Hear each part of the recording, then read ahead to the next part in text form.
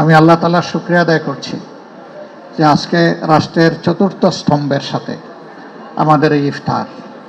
আমার কাছে এই স্তম্ভটি বাকি তিনটা স্তম্ভকে সোজা রাখার ভ্যান গাড়ি আমি মনে করি, কিন্তু দুর্ভাগ্য আমার আগে আমাদের সম্পাদক বিস্তারিত বলে গেছেন, আমরা ফেসিবাদের কবলে পড়ে আমাদের সংবাদ মাধ্যমের কাছে জাতির যে প্রত্যাশা এইটা হারিয়ে ফেলেছিলাম গত 15.5 বছর। শুধু তাই নয়, আজ আমি গভীর শ্রদ্ধার সাথে স্মরণ করছি আপনাদেরই একজন প্রিয়জন জনাব গাজী রুহুল আমিন।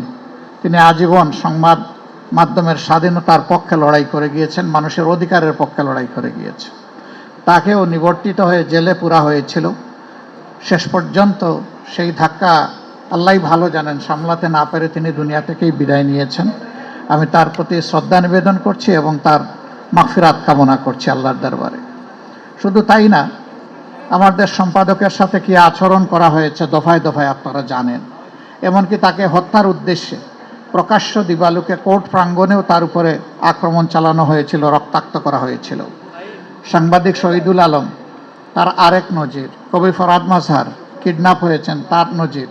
এরকম কতজনের কথা বলবো আমি জানি না।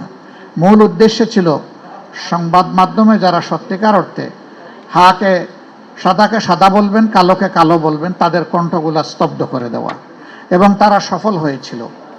সেই সফলতার রেশ এখনো চলছে বলে মাঝে মাঝে যেন মনে হয়।